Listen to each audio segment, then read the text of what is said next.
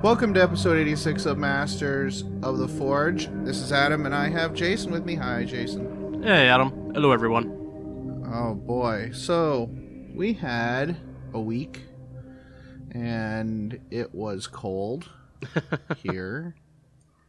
To answer the unasked but oft-wondered question, what's on tap tonight, which totally wasn't stolen from the NGC 40K podcast, the answer is not alcohol, because Friday was all enough of that. I'm drinking a can of Diet Pepsi at the moment. Well, I'm running water as usual because... Well, very nice. While very it is nice. cold there, it is not cold here. I have a water on deck, so there's that. But yeah, let's just say 600 milliliters of tequila were drank. And oh, God. I didn't share, so... Oh, man. There's about 150 left in the bottle. We'll drink that next week, I guess. It was a good night. It was a good night, Jason. Oh, I have no doubts about that. That's just... Wow. Okay. Wendy said I was throwing water bottles, but I don't remember doing that. I remember, but I don't think it was, to cause injury. I was just throwing things. So I saw you almost throw an X-Acto knife at Skip. And you only caught yourself because it's like, oh, that's sharp. Let me put that down. And that had nothing to do with alcohol. I know. That was just bad puns. Oh, fantastic. So, I'll go first. Go for it. This week's Hobby Progress is brought to you by Diet Pepsi. Diet Pepsi. All of your favorite industrial chemicals in one delicious beverage. So I finished work on Pat's Chaos Night. Oh yeah, I saw that. It's Nurgle, which it turned out pretty good, I think. I finished up, the paneling is all like a creamy white, and I did put some ick on it, but I wanted to make sure that was not super prevalent. So there's just some rot in a few places and some corrosion. Yeah. And I also, the lower portions of the body, mainly I used my weathering powders and did some rust down there, but nothing crazy. Yeah, I saw that. The shoulder pad looks really cool. The one, I think it was a chromosome. Yeah. Yeah, the chromosome, the nucleotide on the side. So it looks a little bit like a weird planetary systems, but it's actually a DNA nucleotide. So I thought that was cool. That was cool. I like that. I hope Pat likes that. And then the other parts, like the half of that shoulder pad. And then today I decided to go with the whole shoulder pad on the left side is the Nurgle fly symbol. Ooh. But done up kind of like the regular knights have the Aquila on the shoulder sometimes. Mm-hmm. So it's in that style. It's the fly, but in the style of the Aquila. That's pretty cool. Yeah. Have you posted that on Facebook yet, or? Yeah, it's on Facebook, but my pictures, today I decided, you know what, I need to do that whole left shoulder pad with the fly symbol, because just having half really doesn't work the way the Aquila does. Right. Because the Aquila is like this big, wing. It didn't really work with this, so I decided to do both of them. Maybe I'll take a picture and post it in the comments of the post just so folks can see what I changed. I'm really happy with how the sarcophagus came out with the paint. Yeah. Because what I did was the face I made ashen gray. Like all the faces on it are ashen gray. And then I did the washes and stuff. But for there, I took my sewage muck secret weapon pigments, and it kind of tinted it with that in the kind of the recesses. And I also used that sewage muck everywhere I was going to have kind of pustules and stuff. And I also brushed a bunch of it up on the smokestacks. And it doesn't really create a huge amount of texture, but it's this nice, almost, it's like it shades it better than a wash ever could. So like my smokestacks have this green tint up near the top where the sludgy smoke would be coming out. And that worked out real nice. And it also, like I said, it also gives that nice tint to the sarcophagus, and then of course I used Nurgle's rot very sparingly throughout the vehicle. I wanted to be very conservative with my sewage muck with my Nurgle's rot. Yeah, a little bit goes a long way with that stuff. Yeah, I'm looking at the pictures on Facebook now. Oh, cool. Yeah, I guess the pictures from yesterday because the full fly isn't on the shoulder. Yeah. So I'm looking forward to that. I literally just did that a minute ago when we started. Because I'm like, that actually needs to change. So I hope he likes it. It took a long time. The white is really hard. And that's the same white I'm going to be using for my Luck Dragon night for the Lancer. So I know what I'm getting myself into, but fortunately for me, most of my panels are black, so I'm just that'll just be like 4 or 5 panels instead of most of the night, so that's nice. Well, and also there's the fact that it's sitting on a defiler legs, and every defiler leg has a shield that had to be painted white, or at least each one had like 2 or 3 shields that had to be painted. Of course, the underside ones did not get painted. Who's looking? Yeah. Well, people look, but anybody if who's you down do, there, you're a jerk. Well, I was gonna say anybody who's down there looking like needs to put $1 in there or something. Yeah, right. I don't know. Whatever. I'm gonna stay out of trouble here. So, my next project is going to be to paint some freehand for a friend, for Nick from the store. Oh yeah. He's got a knight. I forget what kind, but it's definitely a Forge World knight. And he gave me the banner for it to paint. He wants a onion with ogre ears superimposed over a swamp. What? So that's gonna be awesome. Okay, I'm looking forward to the pictures. It's gonna be fun, and I'm gonna do that. I probably won't be able to do that tonight, so I won't be able to bring it tomorrow, but I'll bring it next week. Yeah. It's for Adepticon, and Adepticon's not till later in the month, right? So. Yeah, I think so. I don't know. But the next project after that, I'm not sure. I kind of want to. I started these Legion of the Damned, even though I didn't really have to do them.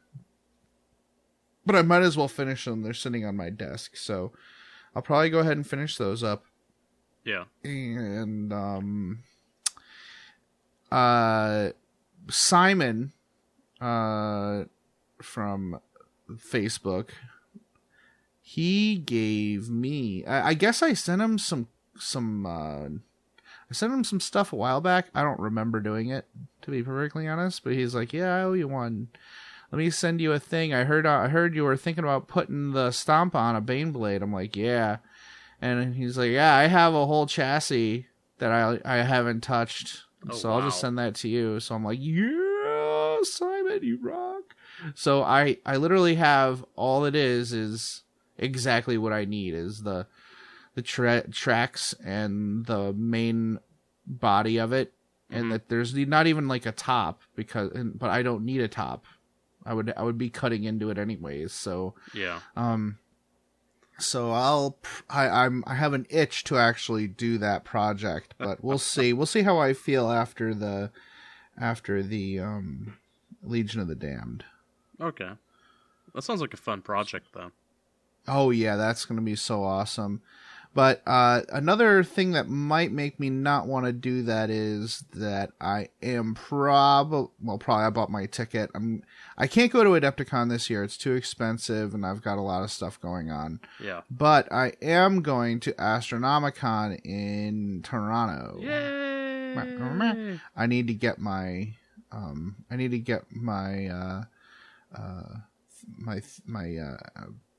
whatever. What do you call it? My passport upgraded or updated. Okay. It has to go to Texas for that. I hope it's done by the time. Oh god. We'll see. I might. If anything, I'll just get the enhanced license from New York State. That's fine. I have a passport card as well as a passport, so that because whenever you're walking or when you're driving across, you can use the passport card, but if you're flying, you have to use your actual passport. Yeah. So exactly. So I might try to do an interview with the Astro guys. They said that they'd be interested. Cool. And I'm also gonna be doing a game with Dave from Mini Wargaming while I'm there, which is pretty sweet. Mike, I think Mike's going with us, and I'm actually staying with Mike for a couple days, which is really nice. Oh, that'll be fun. Yeah, like that makes it a lot better. Yeah. Makes it a lot better. We get to hang out, and I save a little bit of money because it's not cheap to go to convention. So It's nice. Appreciate that, Mike. He's a sweet guy. I'm more appreciative of his wife for putting up with me for a couple of days. So that's it. That's it for me, man. That was my week in the hobby. Cool. Let's see. What are you doing? My week. Well, I acquired Inferno. I've managed to stop myself from calling it my precious, but it's taken a week. I haven't hissed at anybody who comes near it, so these are good things. We do book reviews. We go over books and whatnot. We're doing one today. I would be a little terrified to do Inferno because it is one immense book. I have not seen the black books before, but there's all sorts of cool stuff in there. Wait. You need to stop what you're doing right now. Mm-hmm. You need to open up Discord. Okay. Great. And you need to click on the random channel. Random channel. Whoa.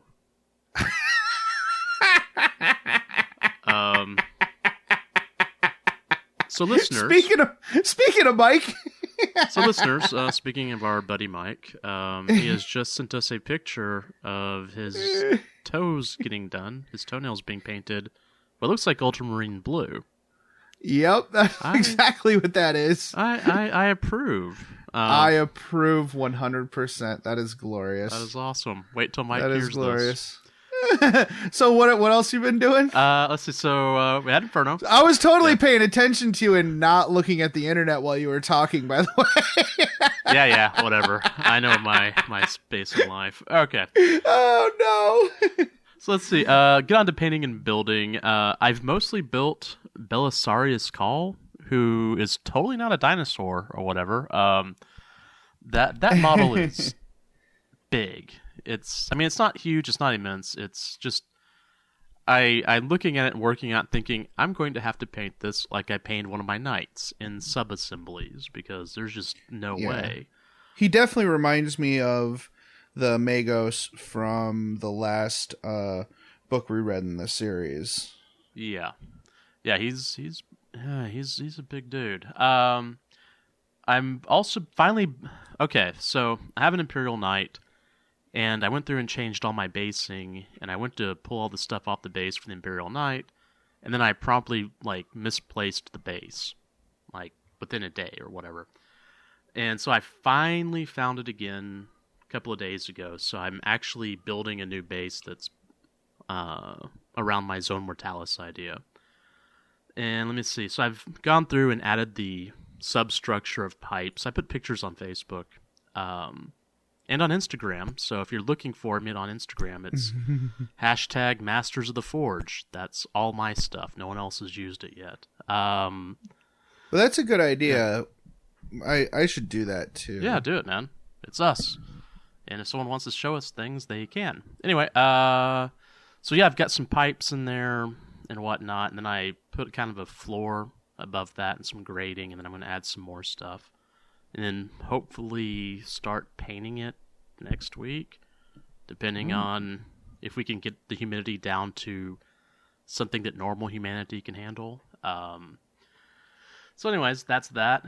I kit bashed last night what's his name exactly? Cadus Nex Mini from the Raven Guard. He's a 30k dude, and I saw a couple of different examples of how to build this guy, because he's got these two, what they're called, fulcrum hand cannons.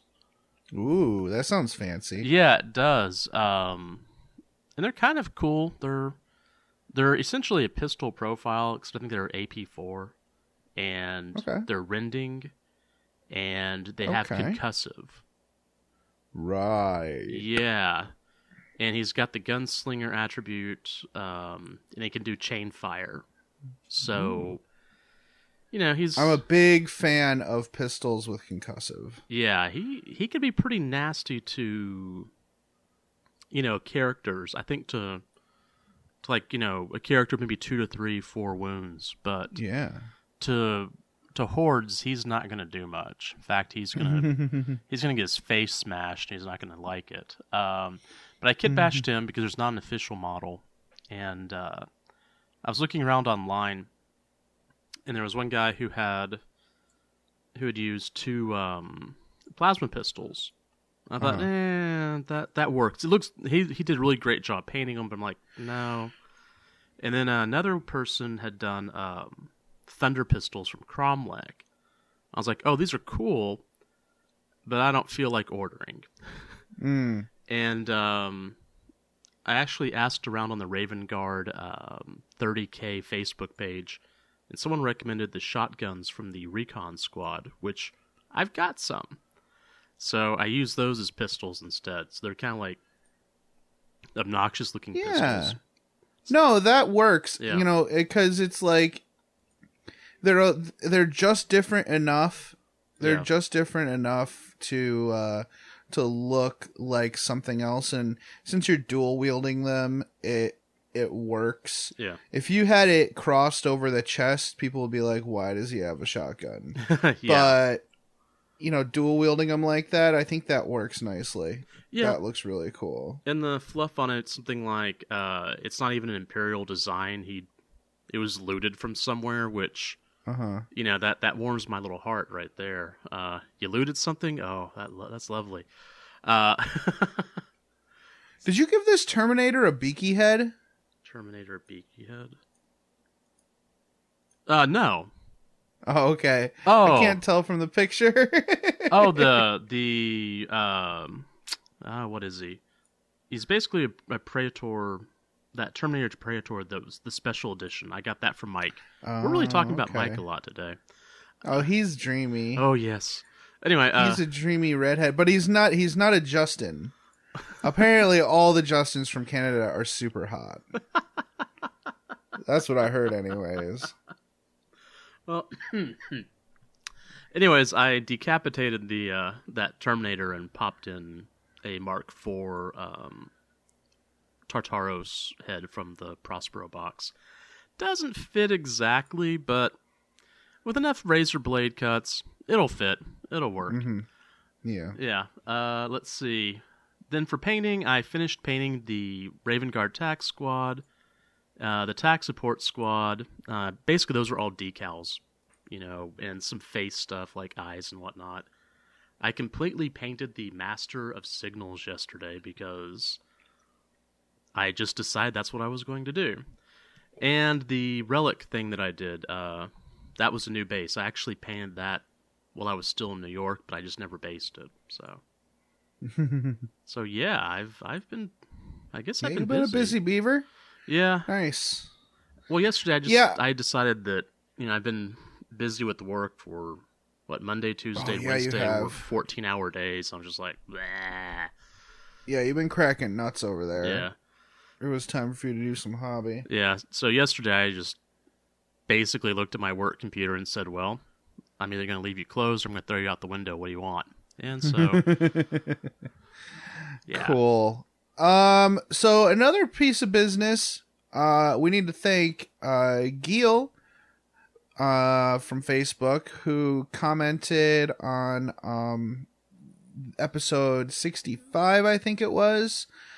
He said that in the Horus Heresy book, book 3, it actually confirms that Dorn found the kind of the bones of the Phalanx and resurrected it. He didn't actually construct it from scratch. He did find it and fix it. And so who knows what the Phalanx, what the origin was. It could be anything you want your story to say it was. So there you go. Thank you, Giel. Really appreciate it. Also, I'd like to complain about this book and the past books. So I don't know if anybody reads on a screen a lot, but when it comes to the computer, oddly enough, when you have black on a computer screen, on most TV screens, it's different.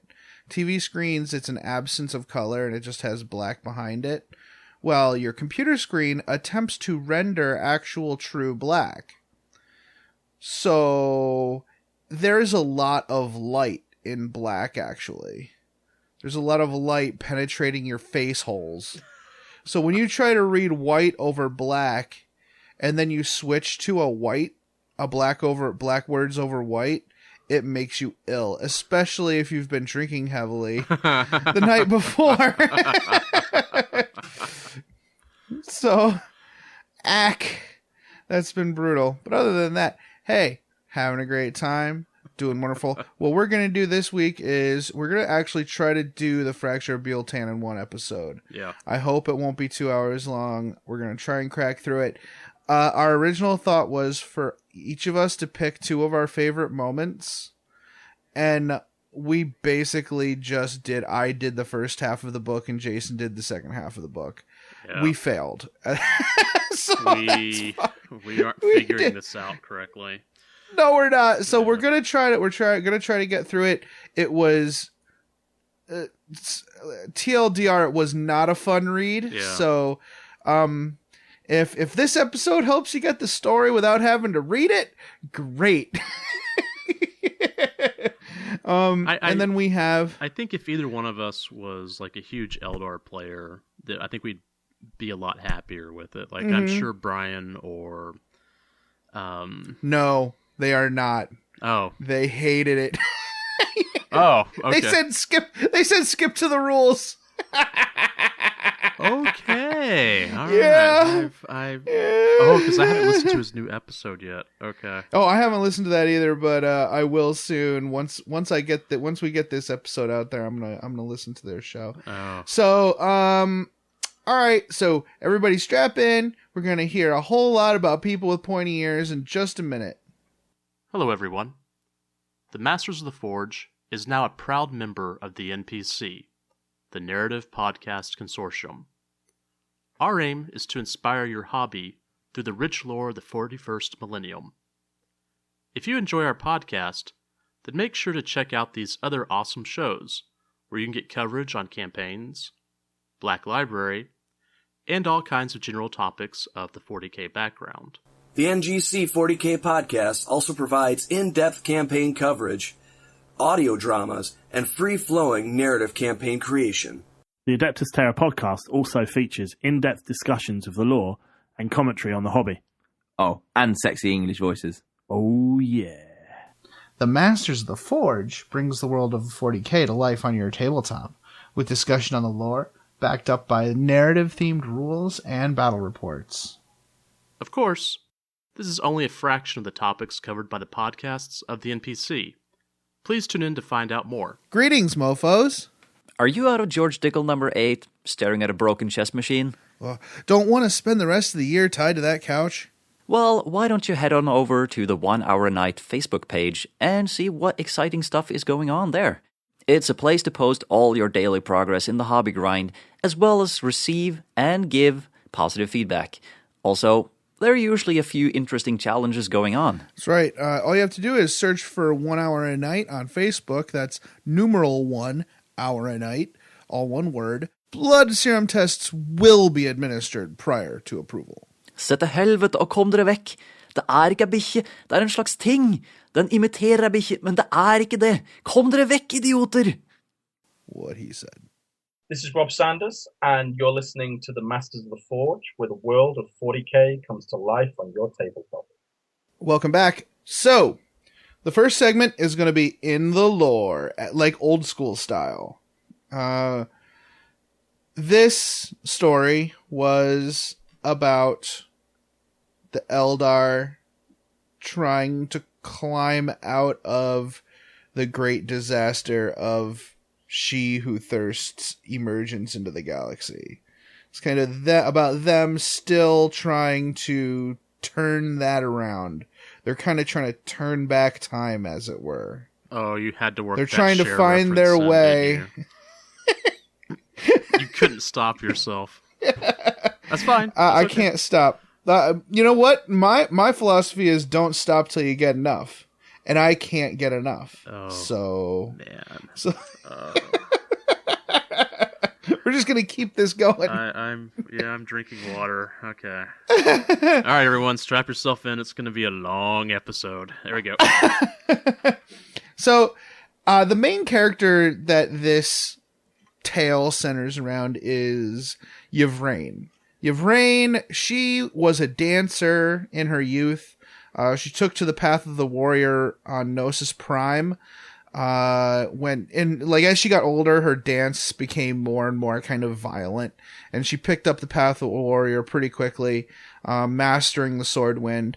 Took up the path of the warlock, she still kind of wanted to fight. Yeah. And when it came time for her to take the path of the witch, she said nope, and took up path of the outcast and became a Corsair admiral. That's pretty cool, actually. I like that. That is pretty cool. Yeah.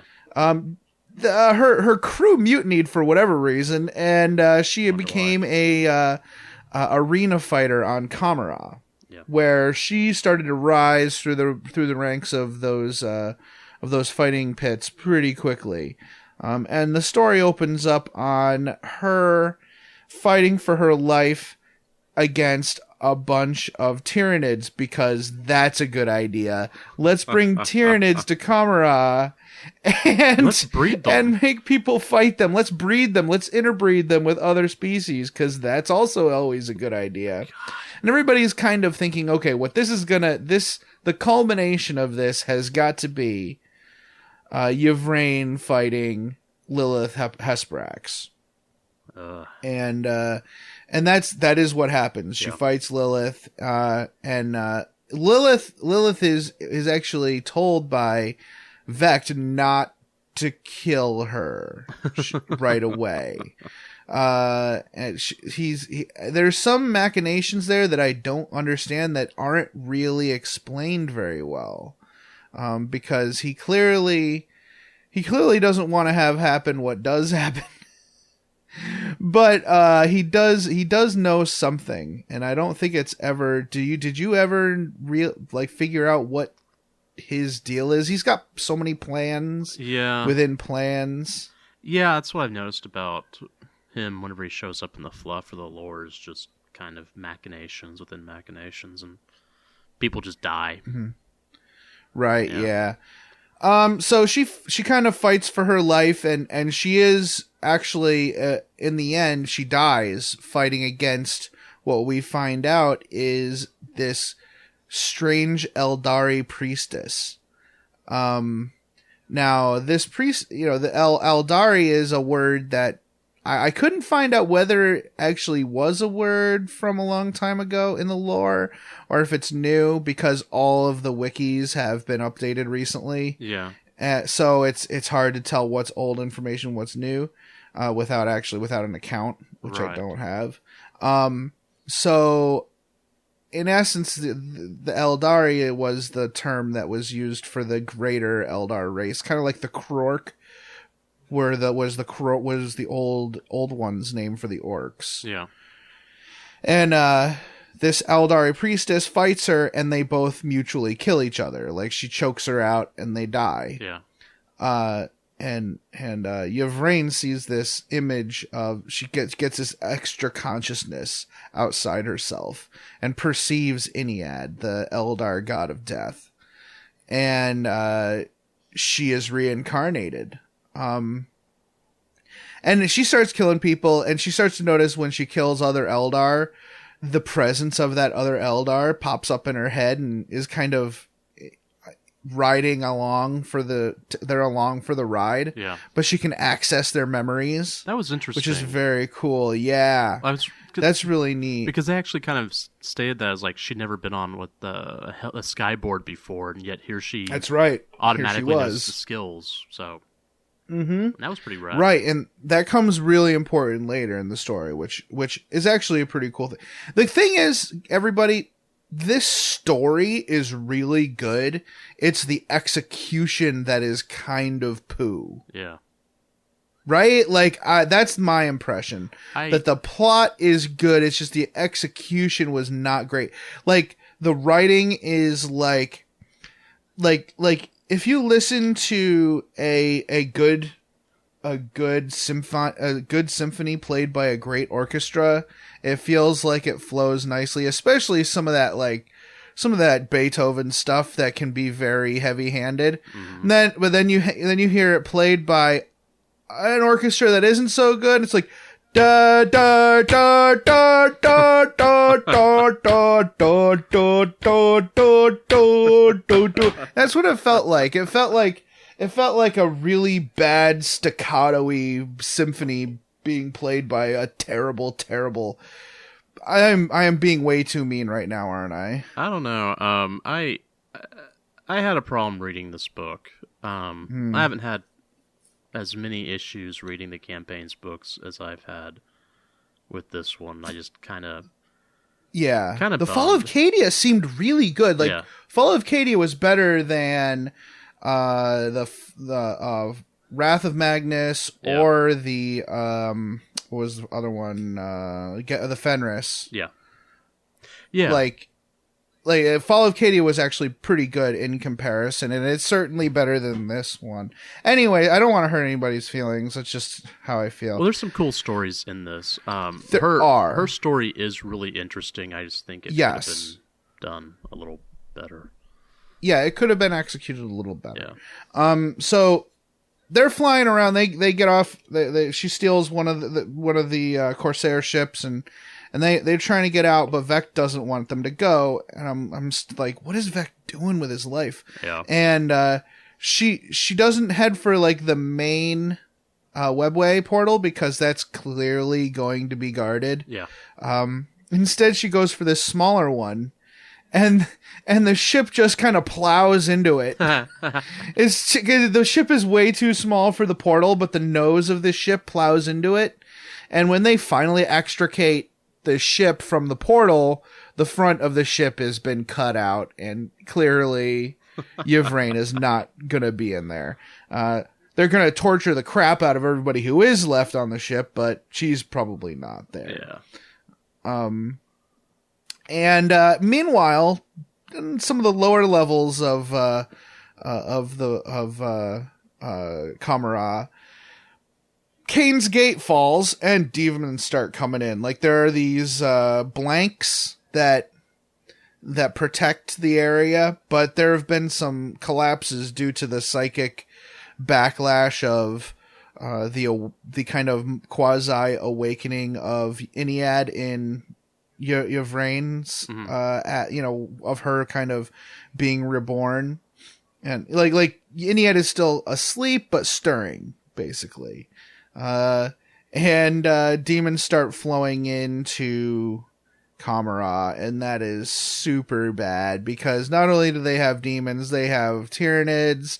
Stuff is just going real bad. Well, it's a chance to go through and bring in other factions if you want to play Echoes of War or something like that. Good point. Yeah. Yes. I mean, we even have later the Tau show up, kind of. I know we're in the Yeah. Damocles Gulf, so yeah. Yeah, there is a Damocles Gulf section. Yeah. And again, we have these sidebars, which we love. Like, these are great. I love reading all these sidebars. The first one is a Necron one, the Yimga Monolith, which I assume is the Yimga sector where the Yimgarl gene stealers were at. It's a site of clear space. As the Cerebrex Warp Storm, it's called Cerebrex because it's got like 3 dog heads if you look at it from a certain direction. Oh, yeah. This monolith is just this empty, protected space where the warp storms are not penetrating. So it's very much like those pillars from Cadia.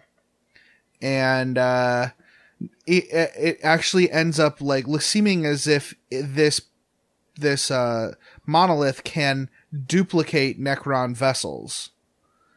And there's this giant war between the Sautek dynasty and Khorne, with the Ultramarines and Mortifactors en route in hopes of either saving or cleansing the Imperial souls that are trapped in that sector. It's like 1,400 light years of space that we're talking about. That's actually very considerable. So, but one of the things I was going to mention about the sidebars before I forgot. This is really cool. As I was flipping through there, there's actually there's an Inquisitor that is running around the webway. He and Ahriman are kind of in a, I don't know, hide and go seek type of game. His name is Inquisitor. Hold on, I can never pronounce his name properly. Czevak, Czevak. That's actually, this Inquisitor was written by, Rob Sanders, actually, in the Atlas Infernal. So, it's kind of cool that they brought him into this book also. Oh, okay. And I just happened to be flipping through the book right now and happened to see that. I was like, oh, yeah, this guy's awesome. So, yeah. Yeah, I've been kind of hoping to see some of the other characters, like, in these sidebars. Yeah. But you say you saw one that you recognize? Yeah, he let me go through and give a little bit of background on this Inquisitor. He's basically playing hide and go seek with Ahriman. He's somehow, if you've read the Atlas Infernal, he's involved with the Black Library. And he wears a Harlequin's coat that he has somehow procured. I'm not going to ask. But yeah, he's an interesting character. I actually thought briefly about kit bashing the character, but then I was like, well, I'm not sure exactly where he would fit rules-wise, but he'd be a lot of fun. And he's actually been the focus of a couple of books and short stories from Rob, including... Cool. Remember, there's one short story. It's it's the Inquisitor hops through a webway into some world full of Tyranids, then pops back out, but leaves a whole bunch of Thousand Sons there to fight the Tyranids. Necessary evil. That's it. Necessary evil. See, I remember things. That's awesome. Excellent. So, I mean, we can skim over some of this. Yvraine and her group come upon a bunch of demonettes in the webway fighting the mask. They come across some Harlequins who they hang out with. And Eldred and Lathriel is the High Seer of the Biel-Tan. And Eldred and her are scrying Yvraine's importance, and they see her as this key to Iniad's ascension. And this is where we have yet another sidebar. This is the Damocles Gulf sidebar. Turns out that remember how the Adeptus Mechanicus kind of just blitzed a bunch of the Tau space to stop them from growing, which is kind of the same tactics used against the Tyranids, but the Tau can't cross great distances without stopping and refueling and stuff. Their technology when it comes to great distance, extra luminal space travel leaves a little much to be desired. So they have to go around this kind of empty space. Well, turns out that is reacting very poorly with a warp storm in that area. Oh boy. And yeah, Oh boy. it's not good. It's not good. So the Imperium can't cross it either now. So that was a bad choice. That was a bad life choice. I wonder what that's going to mean for that area, because Damocles Gulf is a big Tau, Raven Guard, and White Scars battleground. So that could be interesting. Yeah. I'm curious because I've played through some of the Damocles stuff and it's quite fun. Right, yeah. No, that sounds like a whole fun, like that could come up again as we go forward. And I just made a little note here. Let's not forget, everyone, like, you know, as we're feeling sorry for these people, the Biel-Tan are basically space Nazis of 40K. Yeah. Even more so than the Imperium. These guys are total jerks. So you should not feel sorry for anything that happens to these Eldar. I'm just saying. So, snap back to Ursulia, which was a paradise world back in the day. It's an Eldar, Eldar maiden world. And there's a portal that leads directly to Biel-Tan there. They shut it down a while ago, but great deal of danger lies on that world for the Biel-Tan. And the Mask shows up, and Scarbrand, and that's where Yvrane's group is going, because they know that there's an artifact there. Yeah. Now here, let's talk about that part. This is a part of the plot that I just don't get. It seems a little lazy to me, because it's like, oh, we need to find these 5 swords that are made out of the finger bones of the Eldar dead god of witches. Yeah. And there's something about those that will help bring about that'll be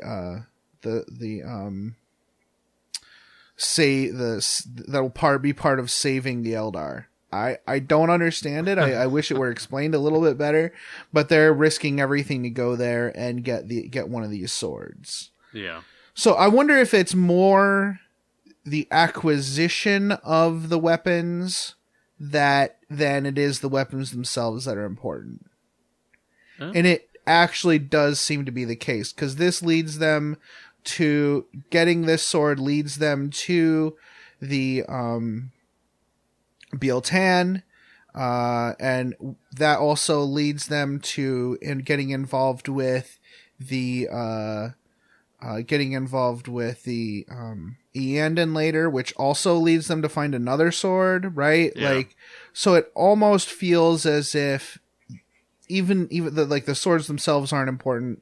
It's the act of finding them that kind of brings the fates together. It's not the destination, it's the journey. That's right. Yeah. So we have another little sidebar talking about there being a gene stealer cult on Terra. Woohoo. Which that in itself is horrifying. like the Imperium says, yeah, there's a terrible, terrible plague in that area, and it'll kill everyone. We sure wish it was a plague, because that would be better than somehow a Tyranid gene stealer cult on Terra was able to flourish, and that is kind of insane. Yeah. So Biel-Tan. Here we go. So the mask actually manages to cling to the bottom of an Eldar vessel as it translates between Ursulia and Biel-Tan. Okay. And she causes all kinds of problems. Yes, because of that, the Bloodthirster is able to infiltrate, and all kinds of demons start pouring out. Jane Czar is actually there helping to try to pacify the enemy. Yeah. And unfortunately, the Slaanesh demons infiltrate the Infinity Circuit. Yeah. So it's like a kid in a candy store in that Infinity Circuit, right? Yeah. Like, Eldar Souls, om nom nom nom nom. Yeah, that is pretty terrifying. It's thought that the Azuvar, which is one of these swords, resides on Biel-Tan. Yeah.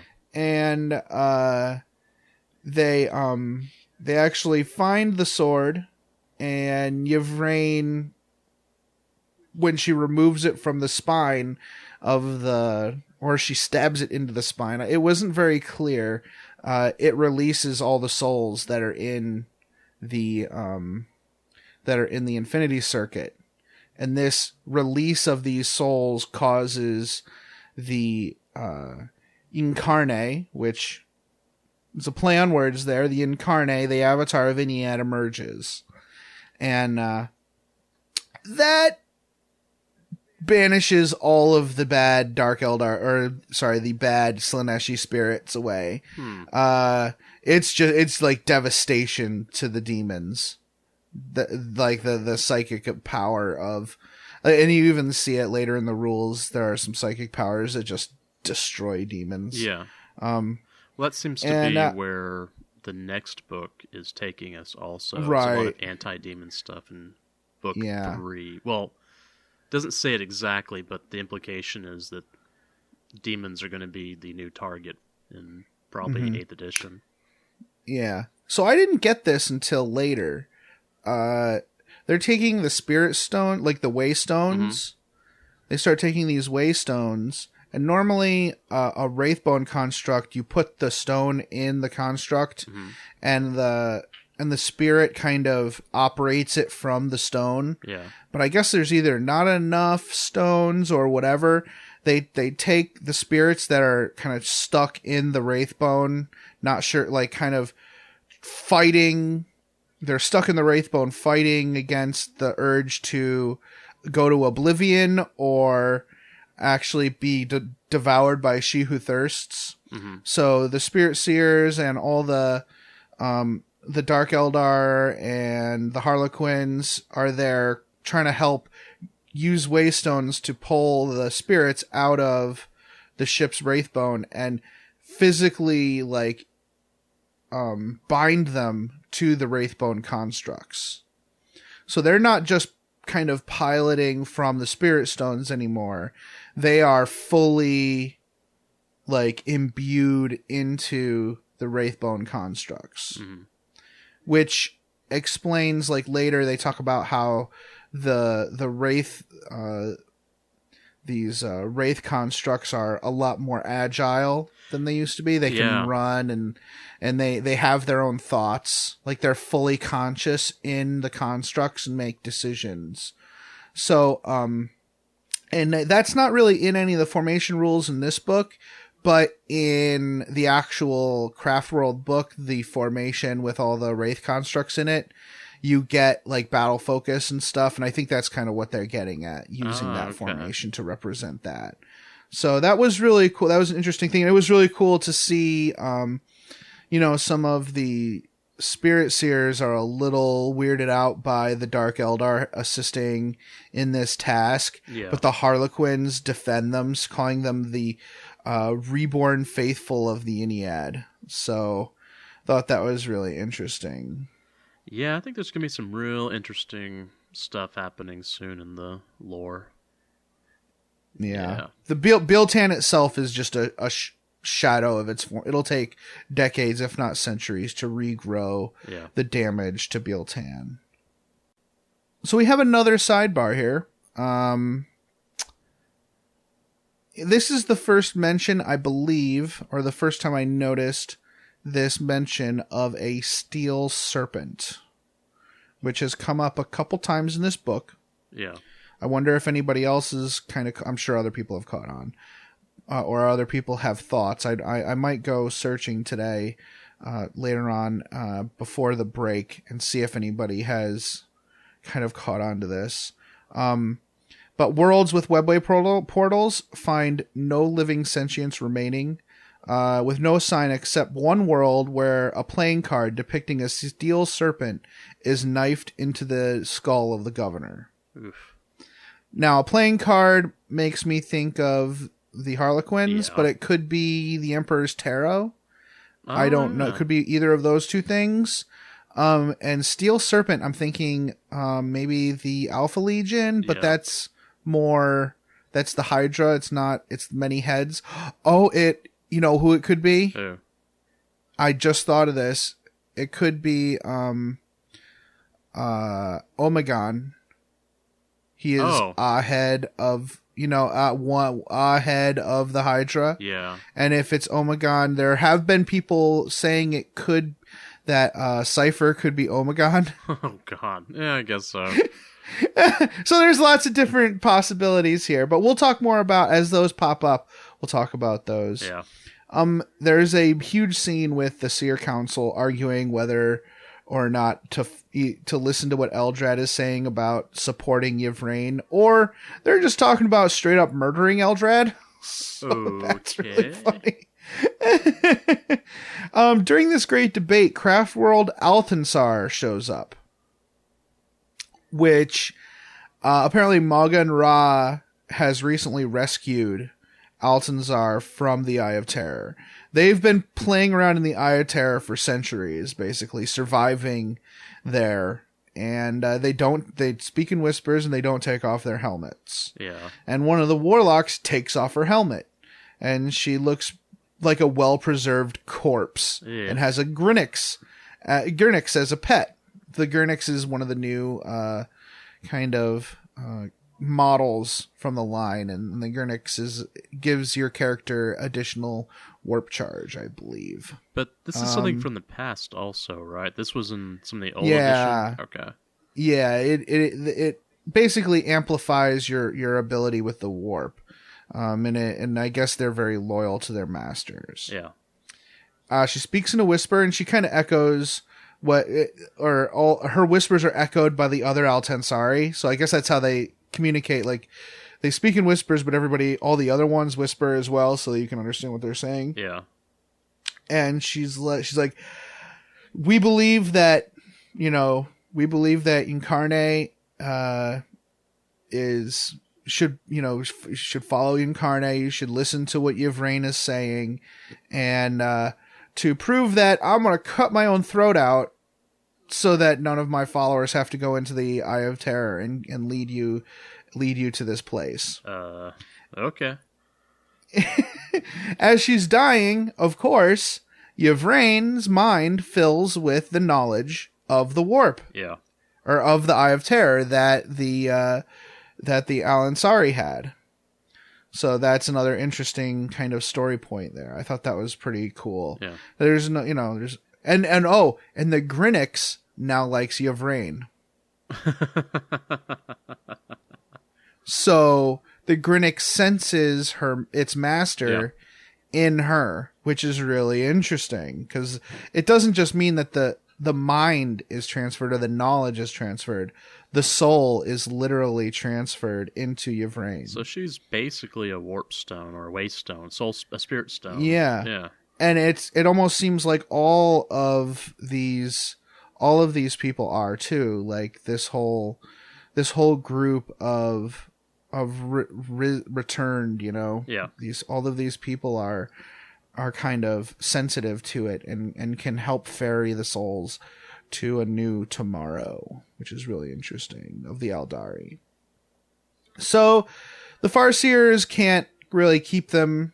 There are too many of them, and too many of the Uthway themselves have rebelled against the other Farseers, and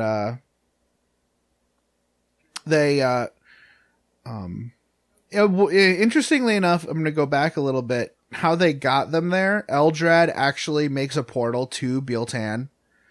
Oh. And it's like, oh, we need you. And two Farseers are turned to crystal because of it. I guess the Eldar Psychers, Eldrad himself, he says a lot of his bones are already crystallized. Yeah. So I guess like messing with the warp fossilizes the Eldar into crystal, which is really interesting. That is interesting.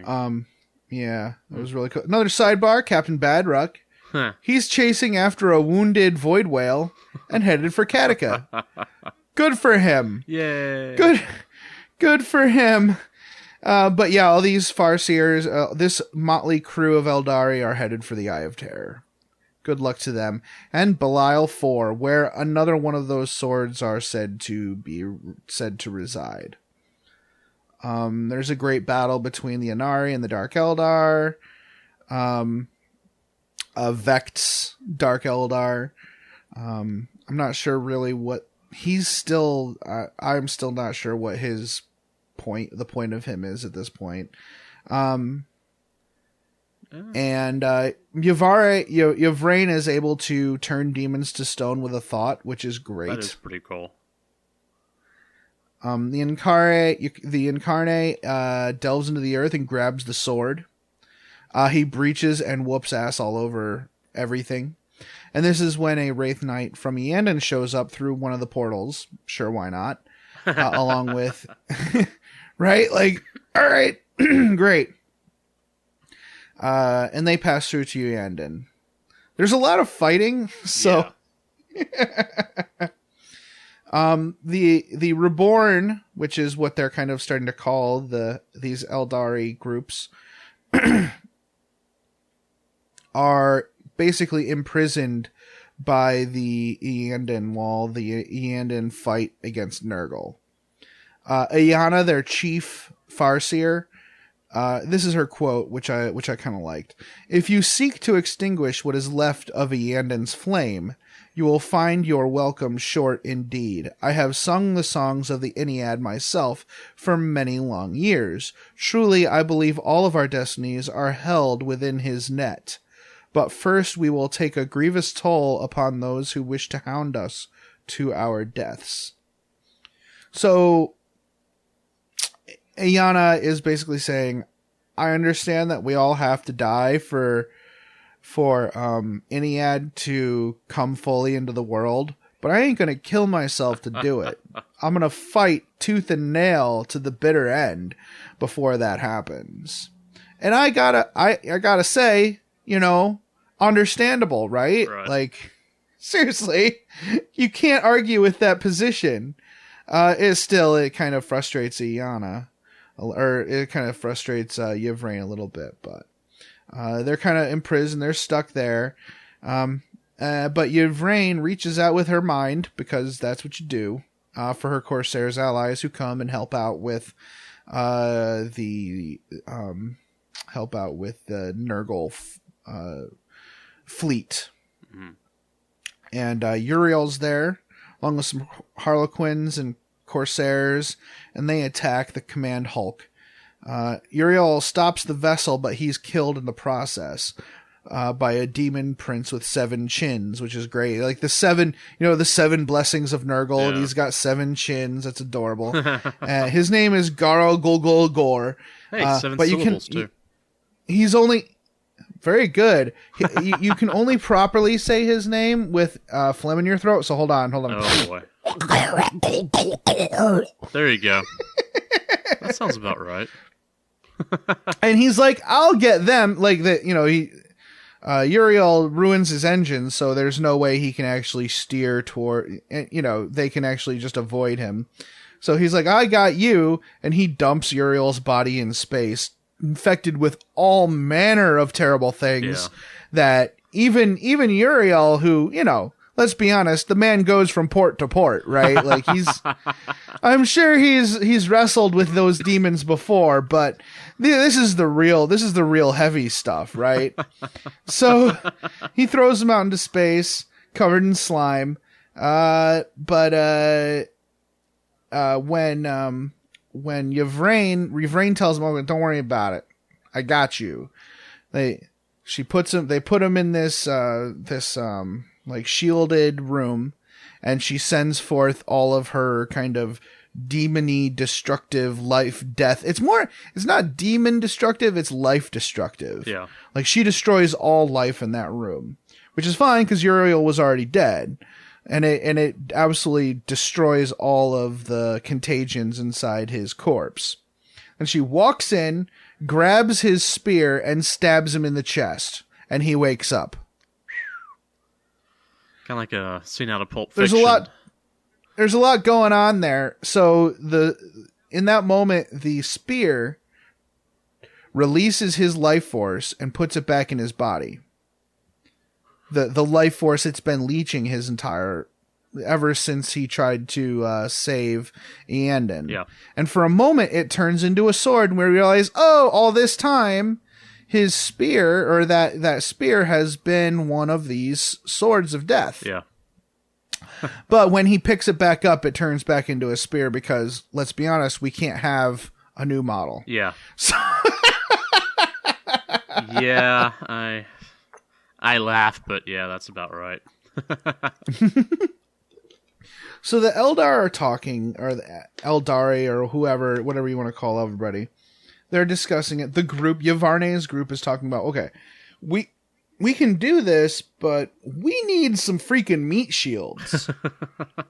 The tower too young. Yeah. The orcs are too unpredictable. The Tyranids are nope. Yeah, that's going to be big. Like, there's a whole lot of nope going on there.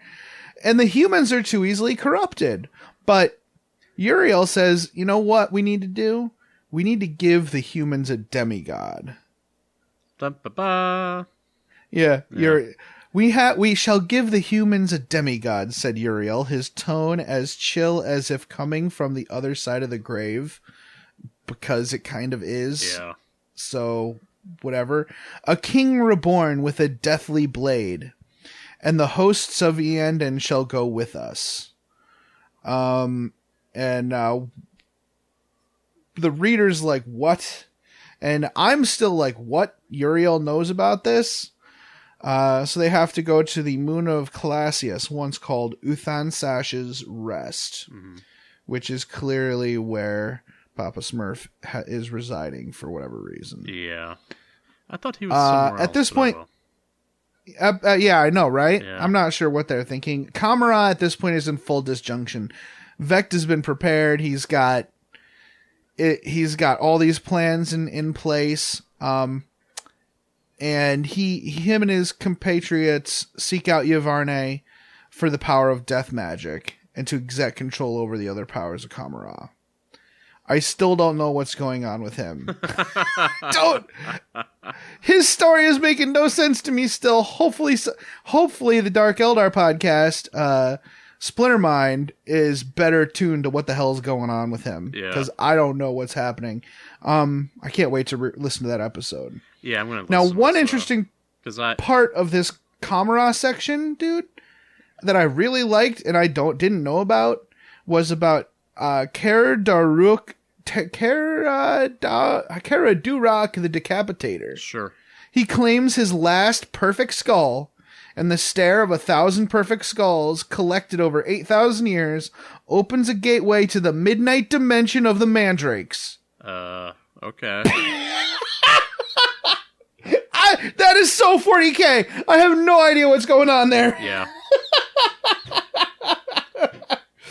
Like, what?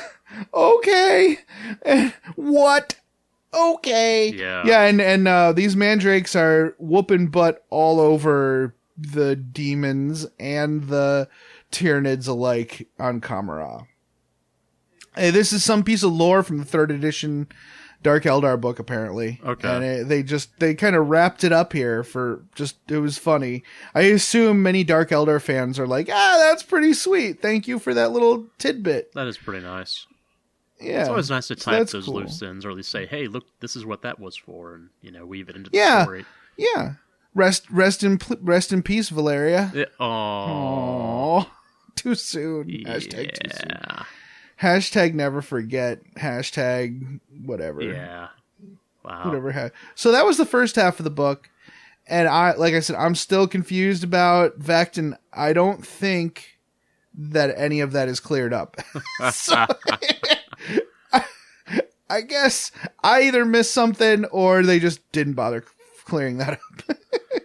Well, I think everything that I've read about Vect is that he has millions of little, traps that he lays for people, and has got all sorts of little, I don't know how to explain it, but all sorts of little. He's basically things. letting all of the other like high ups and Kamara fight the demons and the Tyranids. Yeah. And he's just going to sweep in and murder everybody after the fact. Yeah, that's kind of his vibe.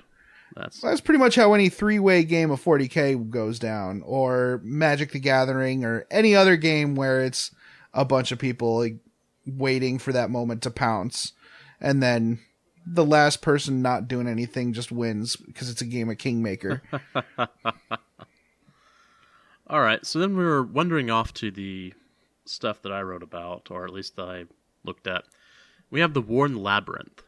So Inari and the Neandan Seer Council decide to wake the dead so they can power the Wraith constructs. Because that's a great idea. Well, at this point, it kind of is. Yeah, I mean, if you're going to do it at any time, this is it. Yeah, I mean, it's the last thing you can do, so might as well do it.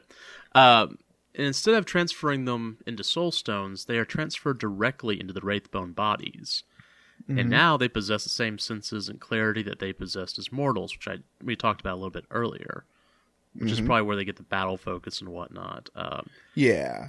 Because this is kind of an apocalypse moment, entire ghost halls have been brought to full wakefulness. So instead of just, small pockets of, the most recently deceased, they're just bringing everybody out, man. They're getting the band back together.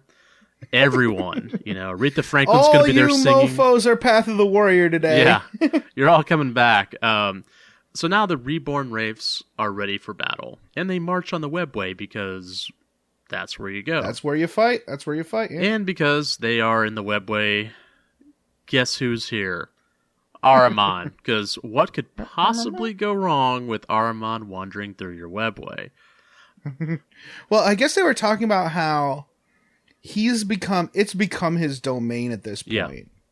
Like he's gained this long patience over the past 10,000 years, this creepy way of just being able to lie in wait like a spider. Yeah.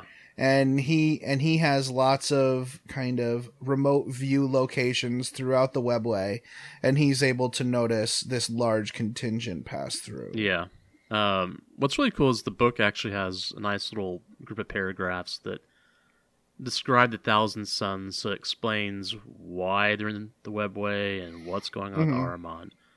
And like you said, Ahriman's got all these little, viewports and whatnot, and he also has demons that whisper to him. And they're letting him know that the reborn Eldar, these Eldar who have defied death, they're in the webway. And because they're demons, and because, they're not particularly the most altruistic individuals, they whisper that, hey, the Eldar can now defy death, and even resurrect those whose spirits still linger. Aha, Thousand Suns, right? Rubrics. Mm-hmm. So, of course, this leads Ahriman to think exactly what it's supposed to. It's a chance to save the Legion, which is the only thing he's been interested in for 10,000 years or 8,000 years, whenever the rubric was cast. And he's tried to, of course, restore the Legion since that rubric went wrong. At first, the Reborn Warriors are hidden from Ahriman because of their small numbers. Small numbers in a large area people aren't going to notice. But as they're wandering through the webway, others join them from Biel-Tan, Ulthway, Neandan, Altensar, and several other craft worlds. So you may not have noticed a couple hundred, but when it starts going to thousands, you kind of notice those things because their numbers, have swelled. And because there are more Eldar, of course, Ahriman attacks. Alright, so in this part of the book, lots of magic, lots of battling, battle between Eldar and Tzeentch demons / Thousand Suns. There's multiple battles. There's one point where it talks about multiple fronts of this single battle, but they're fought in differing areas because of the nature of the webway. And what's really interesting is that this is kind of illustrated in the Echo of War mission in the back of the book. And there was something similar to that, and I think it was the Fenris book, but I can't remember exactly, where they would have multiple fronts, like you would either be on 1, 2, 3, or 4 tables. Mm-hmm. So I like that. That sounds pretty cool. Yeah, that's really cool. I'd love to try that mission. Oh, yeah. So it's battle between two forces. Lots of fighting, more fighting. All the Phoenix Lords show up because, like I said, we're getting the band back together. More battle description, more battle. Hey, the Harlequins are here. All right, more battles. Let's see, more Tzeentch allies, including Armin's exiles. If you remember, that was really cool. One of my lists that I did for the Wrath of Magnus was, running the full Armin exile, which is Armin plus 9 sorcerers, because that's how you do. Some of these sorcerers were killed. In fact, there are some people on Facebook who thought it meant that Armin was killed, but it wasn't. No, he traps a bunch of. He traps the Tetriad basically in this realm just above where they are now. Yeah. They can still hear the fighting, but it's going. She's like, we need to get down. We need to get back down. We need to get back down. Armin's like, no, you can't go back down. Well, okay, so some of the sorcerers are killed. The Eldar then, because they're actually, this is a pretty brutal battle. The Eldar tell Armin that they can turn the rubrics mortal.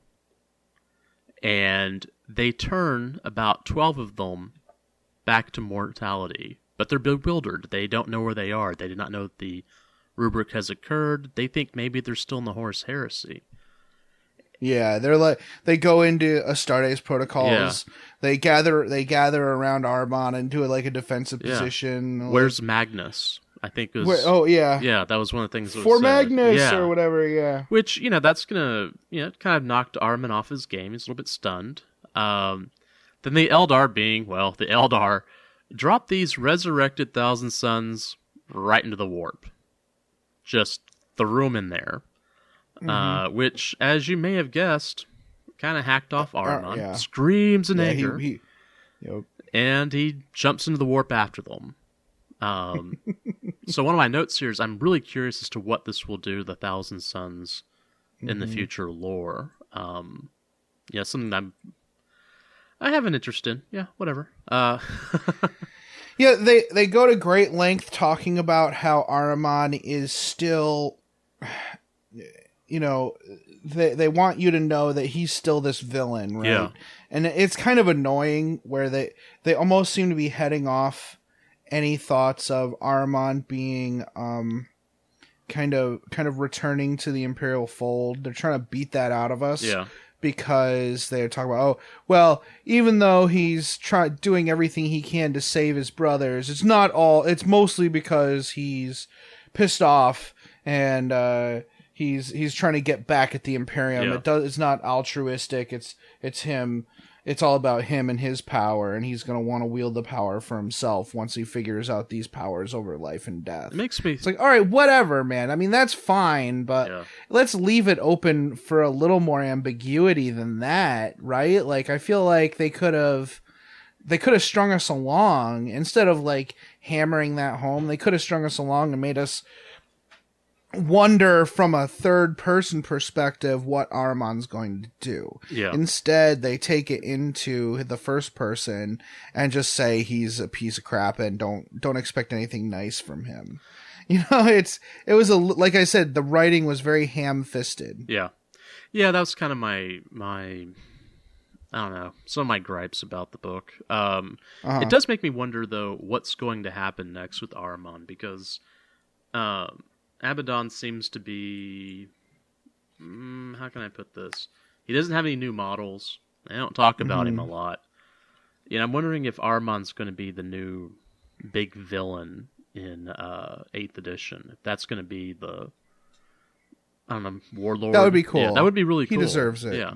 He deserves it. He should be. Yeah. And I would love to see all this fighting bring out Gazgul and get some awesome fights with Gazgul and I would love to see this turn into kind of... So Gazgul comes out, he's like, yo, Commissar Yark, I'm here to fight you. And Commissar Yark's like, do you realize what's happening? And Gazgul's like, you know what, you're right. Let's kill those spiky guys first. Then we'll kill each other. How's that sound? Oh, that's going to be... Okay. That would be pretty cool if something like that happened. Yeah. But I feel like Chaos would not be able to win that, and it would be kind of a boring way to end kind of this long series. Well, I'm quite wondering what's going to be happening next. We've seen some of the rules that are showing up for Book 3, specifically with Cypher and the Fallen Angels, and it's like, things are changing. Yeah. Yeah. You know? So, anyway, so after that... So, yeah, there's just a little bit of wrap up here, Yeah. dude. Go ahead. So we've got the Clash on the Ice Moon. This is essentially the Eldar side of the story from the end of the fall of Cadia. And Abaddon is basically driven off. A lot of fighting. I skimmed a lot of it. Yeah, the good part was Celestine and Greyfax talking to the Eldar. Yeah. So, I think. yeah, they have what's the name of that area? The Road to Salvation. So, it's an uneasy truce. A very uneasy truce, as in people not putting their guns down. Just kind of talking to each other while pointing guns at each other. If Greyfax wasn't such a jerk. Yeah, well, her model's pretty cool, so whatever. All right, so this is basically a chapter that looks at negotiations between the humans and Eldar, and Celestine states that her visions have led her to this place. Nothing past it, just that, hey, we're supposed to be here. And I guess Call has some cargo that he still isn't talking about, but it has to But the Eldar know. They're like, yeah, we got to do something with this cargo. Yeah. Right? Yeah. And Greyfax wants this cargo to reach its, and I have a quote-unquote here, destination. So, yeah. The only route to this destination is through a semi-mythical route that only the Eldar know how to operate, which I assume is through the webway. Yeah, and don't forget that it was an Eldar that led Call to that thing. So I think that's important to remember. Yeah. And it is great though how Greyfax does say in here, I don't know the exact quote, but she's like, yeah, you Eldar do help us sometimes, but it's only to further your own selfish needs. Yeah. It's not to help us at all. Yeah. And the best part is that the name is so bad that I'll never remember it. Yvraine, she says, well, yeah, you're right. That's very true. Ding, ding, ding, ding. But one more, good job figuring that out. But still, this is your only hope, right? I think our mutual enemy is certainly more important than our petty gripes with each other. So, I mean, that was pretty great. I like that ending. That was good. Yeah. I prefer that kind of. It's nice to wrap that up with some good, honest, dialogue between characters, especially very dynamic characters like Greyfax and Yvraine. Yeah. So yeah, the Eldar and Imperials go through the webway entrance, and they're on their way to Ultramar and Macrog, and there's a little yellow brick road, and they all skip down the road, holding hands. There's a little dog that runs around. Sorry. I want to go over... that's fine. My kitty cat says we're not in Kansas anymore. She knows this because she's telepathic. Duh. So there's a couple more of these sidebars that seem pretty important. One of them involves the Emperor's children, who we all know are devoted to Slaanesh. Yeah. And they bring down a bunch of buildings and stuff of the Mechanicus. And there's an alleged sighting of a gigantic serpent-bodied Redacto Vox Deus slaughtering everything the Astra Militarum could send against it, and has yet to be confirmed or denied. Yeah. Okay. So, a gigantic serpent-bodied something or other. Yeah, So... I have no idea what that would be. Yeah, there's an Adeptus Titanicus, there's a traitor Adeptus Titanicus who have, like, sound weapons that just shatter buildings. Yeah. With the awesome sound. And it talks about how there's this serpent. So if that might be Slanesh related at this point, right? This doesn't have, and the next one doesn't have anything to do with the serpent question, but it is a callback to our episode on the time of ending, and I'm just gonna read it. All right, that's fine. The sudden detonation of the Forge World Glenscrede Raptus has sent a shockwave of trauma throughout the Glenid swath of Segmentum Pacificus. The dreams of every psyker within 18 standard terrasols has been haunted by the same visions, that of a demon son emerging sentient and hungry from within the cold void.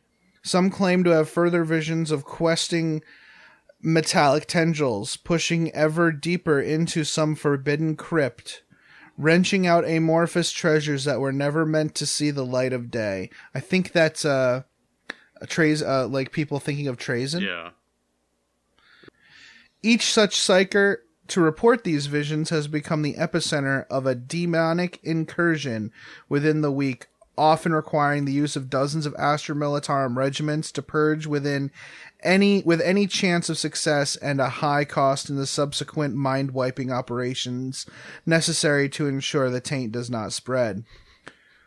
Though the precise import of these dreams may seem questionable, the site of Glencrede's destruction has an energy signature that is not diminishing, but growing by the day. Soon it will have surpassed that of a red giant. Worse still, it seems to be moving and trailing warp storms behind it as a comet trails debris. By the calculations of House Bellevilo, long considered the premier navigators of that segmentum, it is heading coreward on a direct course for the Sol system. Uh-oh. So, yeah. That remember the burning, like, eye, or the burning, like, black sun? Yeah. That they were talking about, that would be the harbinger of the proper time of ending. And that is on its way to Terra. Good for us. All right. Black hole sun. Won't you come and wash away the rain? So that's it. That is, and I do believe that this conversation took way too long for us to do this in one episode. Yeah. We're gonna have to do On Your Tabletop next week, but that is fine. Let's take a quick break and close out the show.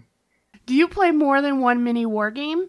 Or do you like listening to shows which discuss other games and pan hobby topics? Combat Phase is a weekly podcast covering the whole hobby for gamers. We also interview a lot of Black Library authors. Join Kenny and Robert as they try to grow the hobby. Combat Phase, the best part of the game, is on iTunes and www.combatphase.com. This is David Annandale, and you're listening to Masters of the Forge, where they bring the world of Warhammer 40,000 to life on your tabletop. Dallas-Fort Worth Nerd Night is a community organization that throws tabletop gaming parties for charity. We believe tabletop gamers are uniquely qualified to build better local communities because of the types of relationships built while gaming. If you'd like to learn more about how you can play games and help people with DFW Nerd Night, check out www.dfwnn.org. That's www.dfwnn.org. So yeah, the writing of this book wasn't so good. Right? But the story was still pretty cool. Like I said, what I didn't like the most was when we got a little too first person into it felt very, like I said, ham-fisted storytelling. Just like exploding facts onto the page like a bad textbook. Yeah. But the story itself was pretty cool, and some of the exposition was pretty cool, particularly in the sidebars, as we discussed. So what was your favorite part, dude? Honestly, anything with 1,000 Suns pretty much becomes my favorite part. Because they don't write... That is pretty cool. Well, they don't write Bloodraven stuff in, so it's going to be one or the other. And I said, that's the most disappointing because it could have been the coolest part, but they just were just like Ahriman is bad. Yeah. Blah. Like, whatever, dude, you know? Well, I am looking forward to the next book because it will have Cypher, it will have the Fallen Angels and whatnot, which is, you know, at one point I actually thought about doing a Fallen Angels army, but I didn't because I never could figure out how I would fit them within that CSM, the Chaos Space Marines book. It just never, it never worked right, never felt correct, for lack of a better term. So, all right.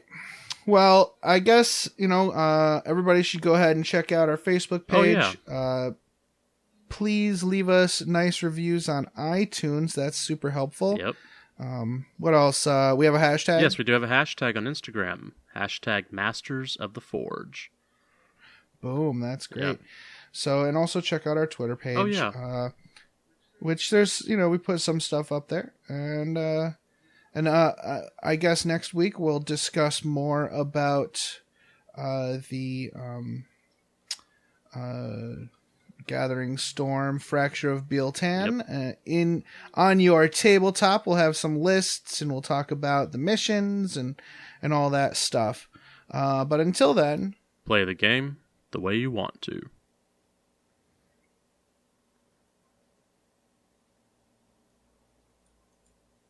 I'm not doing it. Yeah, you are. No. Yes. I'm not a Steeler. Whatever. Nailed it. Ha!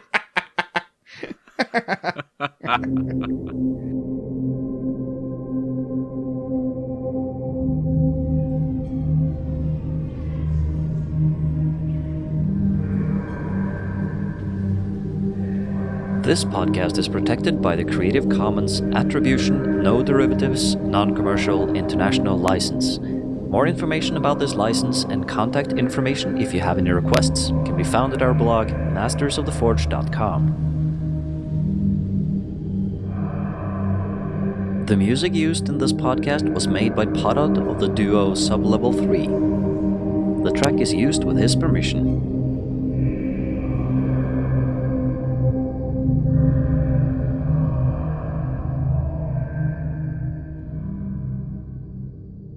It's such a good feeling to play games your way. It's such a happy feeling 40K'ing away. And when you throw dice with story in mind, it's such a wonderful way to unwind.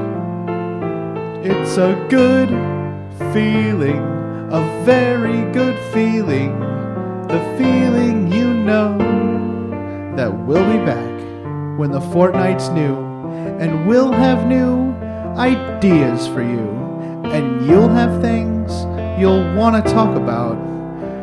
We will too.